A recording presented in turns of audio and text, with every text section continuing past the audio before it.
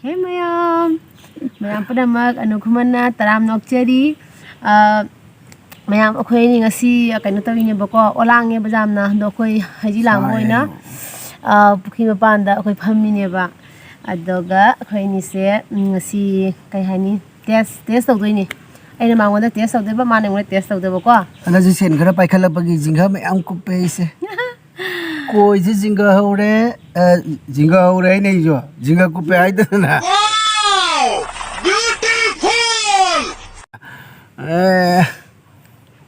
ado mayam buji koi test tawdoi se hadi khoni ne mi rai ngasi kai 14 years surada kena 14 years leke no anda 14 anniversary tawi dode 14 years oigre ba ko sahi ni pu yanda chahi ni pu gata phajari de ado 14 years oigre do hadi mana ise kyam khange habdo jeng thok ba ina su ma se kyam ina ma se kyam khange jeng thok ne ba duna hoini question ma cha mam khatnarga pakum pina de ne ba ko 41 ladies first ya na horage ba mangon hana question na ga ba ai gini hangdoi se nangna ai karo magtoi ne ba ko ni kari hangani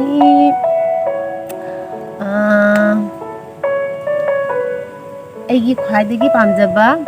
dis hijang amagi maming haro ena khwaidagi khoidana chajaba nai khwaidagi khoida jaba saupri jume maya dai di nimon thamo ai jo hanga ga sap mana ina khwaidagi pamjaba hyang se kena ni kangse asidi khangya ba ko asum haidi chak matam khudi mata chaba insang ina khangi dana ko maya pa ma khangi asidi lai bani da lai ni hoji hanga ge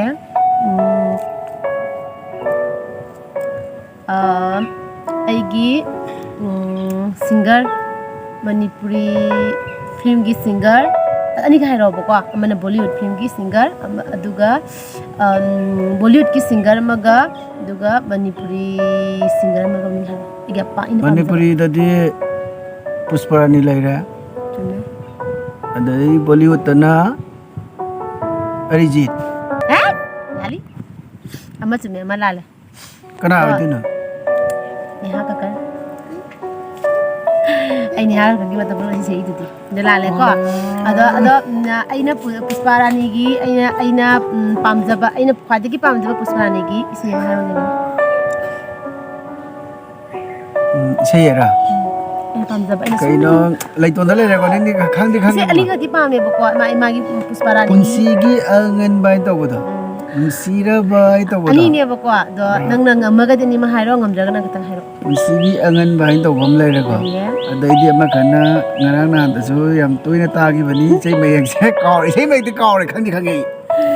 ai hala gi di ko parani gi aina pamjaba isai amana punsi gi anganba nushira baina sakodo aduma pame aduga amana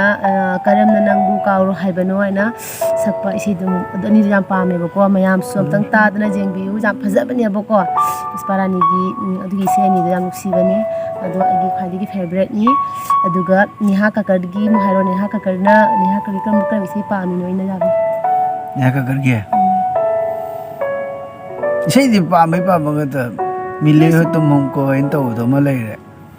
aduni khwaidagi favorite aina aigi favorite ni ha kakar ko chume nang mu haira ngonda adu de nangi question nam leina hairo aina yamna pamjaba yam pamjaba keno se thabak se ke thabak hai je kai thabak thabak ai di nagi job hoina aina yumda laigan da tawda aina pamjaba thabak se jumda leiba kana tawba thabak nagi job na taba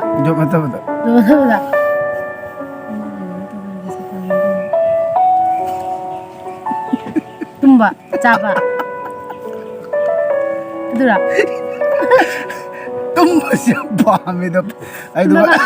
ta ba jam ki jam kalli tumba phangde tumba yam pamjara ga ko aina ga sai aina tawri ba sin bam jena di ba ai mi khwai nung dang tum me ai di ko thengdara thabak subi gi thabak duty ne ai gi tawi de ko konjang ju bai tar ko ya baat hai di ma hai ga ko ai gi dai de ai ke hai di no ai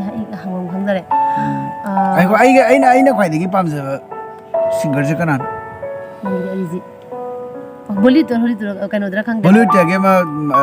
ꯃꯅꯤꯄꯨꯔꯤꯗꯒꯤ ꯃꯩꯇꯩꯂꯣꯟꯗꯒꯤ ꯑꯃ ꯃꯩꯇꯩꯂꯣꯟꯗꯅ ꯀꯅꯥ ꯄꯥꯝꯒꯦ ꯈꯪꯗꯦ ꯑꯩꯗꯤ ꯊꯥꯏꯅꯒꯤ ꯃꯃꯤꯡ ꯈꯪꯗꯦ ꯊꯥꯏꯅꯗꯒꯤ ꯅꯠꯇꯦ ꯁꯦꯝꯅꯦ ꯑꯩ ꯍꯥꯏꯗꯣꯛꯀꯦꯕ ꯕꯣꯂꯤꯋꯨꯗ ꯀꯩꯅꯣꯗꯗꯤ ꯃꯩꯇꯩꯂꯣꯟꯗꯗꯤ ꯑꯩ ꯄꯨꯁꯄꯔꯥꯅꯤ ꯌꯥꯝ ꯄꯥꯝꯃꯦꯕ ꯑꯗꯨꯒ ꯕꯣꯂꯤꯋꯨꯗ ꯍꯥꯏꯔꯣ ꯕꯣꯂꯤꯋꯨꯗ ꯑꯔꯤꯖꯤꯠ ꯑꯔꯤꯖꯤꯠꯀꯤ ꯏꯁꯩ ꯃꯈꯜ ꯍꯥꯏꯔꯨꯁꯦ ꯁꯛꯂꯧꯖꯒꯦ ꯅꯪ ꯏꯁꯩ ꯃꯈꯜ ꯑꯟꯇꯔꯥ ꯑꯃꯈꯛ ꯁꯛꯂꯧꯖꯒꯦ ꯑꯩ ꯏꯁꯩꯗꯤ ꯑꯩ ꯁꯛꯄ ꯉꯝꯃꯣ ꯏꯁꯩ ꯈꯔ ꯁꯛꯂꯛꯑꯣ ꯑꯔꯤꯖꯤꯠꯀꯤ ꯁꯛꯂꯛꯑꯣ ꯍꯥꯏꯕ ꯅꯪ ꯑꯔꯤꯖꯤꯠꯀꯤ ꯏꯁꯩ ꯑꯩ ꯅꯉꯣꯟꯗ ꯍꯪꯉꯛꯀꯣ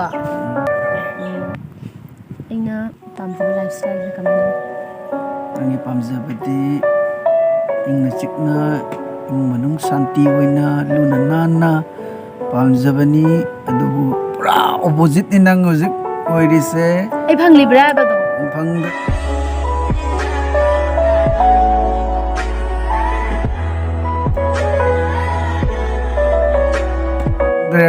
ꯑꯗꯣ ꯑꯩꯅ ꯇꯧꯔꯁꯨ ꯃꯍꯧꯁꯥ ꯈꯨꯠꯁꯦꯝꯅ ꯇꯧꯕꯤꯔꯛꯏꯅꯦ ꯌꯨꯝ ꯐꯖꯅ ꯂꯩꯖꯔꯝꯕꯗꯨꯁꯨ ꯄꯨꯕꯤꯈ꯭ꯔꯦ ꯇꯨꯔꯦꯜ ꯂꯩꯔꯥꯏꯅ ꯑꯗꯩꯗꯤ ꯍꯧꯖꯤꯛ ꯂꯩꯔꯤꯕ ꯌꯨꯝꯒꯤ ꯁ꯭ꯇꯥꯏꯜꯁꯤꯁꯨ ꯅꯪꯅ ꯄꯥꯝꯖꯗꯕ ꯈ꯭ꯋꯥꯏꯗꯒꯤ ꯄꯥꯝꯖꯗꯕ ꯍꯥꯏꯇꯥꯔꯦ ꯍꯥꯏꯗꯤ ꯃꯊꯣꯟ ꯋꯥꯡꯅ ꯁꯥꯕꯗꯨ ꯅꯠꯇ꯭ꯔꯦꯀꯣ ꯃꯥꯅ ꯄꯥꯝꯃꯤꯁꯦ ꯍꯥꯏꯗꯤ ꯌꯨꯝꯁꯦ ꯐꯛꯂꯣꯡ ꯈꯥꯔꯁꯨ ꯅꯥꯟꯅ ꯂꯩꯕꯗꯨꯅꯤ ꯑꯗꯣ ꯆꯍꯤ ꯑꯃꯗꯒ 3-4 ꯏꯁꯤꯡ ꯌꯥꯎꯁꯜꯂꯒ ꯁꯔꯕꯅꯥꯁ ꯆꯥꯔꯒ ꯀꯃꯥꯏꯅ ꯂꯨꯅ ꯅꯥꯟꯅ ꯂꯩꯗꯣꯏꯅꯣ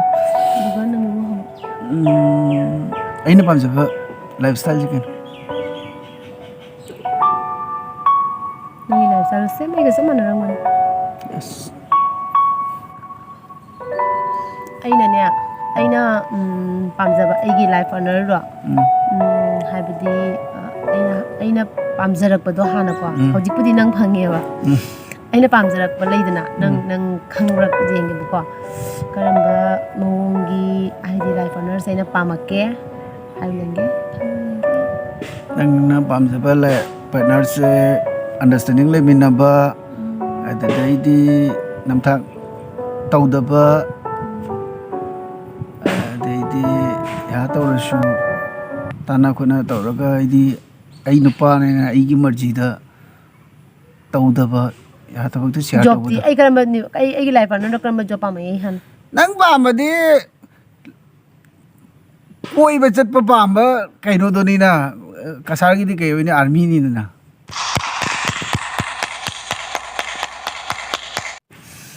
ꯑꯥꯔꯃꯤ ꯌꯥꯝ ꯄꯥꯝꯃꯝꯃꯤ ꯆꯨꯝꯃꯤ ꯑꯗꯣ ꯑꯥꯔꯃꯤ ꯌꯥꯝ ꯄꯥꯝꯃꯤ ꯃꯥꯅ ꯑꯥꯔꯃꯤ ꯄꯥꯝꯃꯤꯁꯦ ꯌꯨꯝꯗ ꯂꯩꯅꯤꯡꯗꯕꯩꯅꯤ ꯃꯥꯅꯤ ꯑꯃꯗ ꯑꯃꯨꯛ ꯀꯣꯏ ꯑꯃꯗ ꯑꯃꯨꯛ ꯀꯣꯏ ꯑꯃꯗ ꯑꯃꯨꯛ ꯀꯣꯏ ꯑꯩ ꯀꯣꯏꯕ ꯌꯥꯝ ꯄꯥꯝꯃꯦꯕꯀꯣ ꯑꯗꯨꯅꯅꯦ ꯏꯁꯣꯔꯁꯤꯅ ꯅꯩꯈꯥꯏꯔꯒꯅꯦ ꯅꯪꯅꯗꯨ ꯌꯥꯝ ꯄꯥꯝꯃꯗꯤꯀꯣ ꯆꯠꯂꯝꯁꯤ ꯃꯦꯠꯂ ꯕꯦꯠꯅ ꯃꯦꯠꯂꯒ ꯊꯝꯃꯝꯃꯤ ꯃꯐꯝꯗ ꯅꯪ ꯂꯦꯡꯒꯅꯨ ꯍꯥꯏꯅ ꯑꯩ ꯁꯅꯥ ꯁꯤꯕ ꯑꯗꯩꯗꯤ ꯑꯗꯨꯒꯨꯝꯕ ꯍꯥꯏꯗꯤ ꯌꯥꯝꯅ ꯀꯩꯅꯣ ꯄꯥꯝꯗꯦꯕꯀோ ꯍꯥꯏꯗꯤ ꯃꯤꯑꯣꯏ ꯃꯄꯣꯛꯁꯦ ꯑꯃꯨꯛꯇ ꯄꯣꯛꯂꯛꯄꯅꯤ ꯄ꯭ꯔꯤꯊꯤꯕꯤꯁꯦ ꯍꯥꯏꯗꯤ ꯁꯤꯟꯕ ꯊꯨꯡꯅꯃꯛ ꯅꯠꯇ꯭ꯔꯒꯁꯨ ꯈꯔ ꯃꯈꯩꯗꯤ ꯈꯪꯅꯤꯡꯉꯤꯅ ꯆꯠꯅꯤꯡꯉꯤꯅꯀꯣ ꯀꯣꯏꯅꯤꯡꯉꯤ ꯑꯗꯣ ꯄꯥꯝꯖꯕꯗꯣ ꯐꯪꯗ꯭ꯔꯦ ꯅꯨꯡꯉꯥꯏꯇꯦꯗ ꯃꯥ ꯐꯪꯅꯕꯗꯒꯤ ꯃꯉꯣꯟꯗ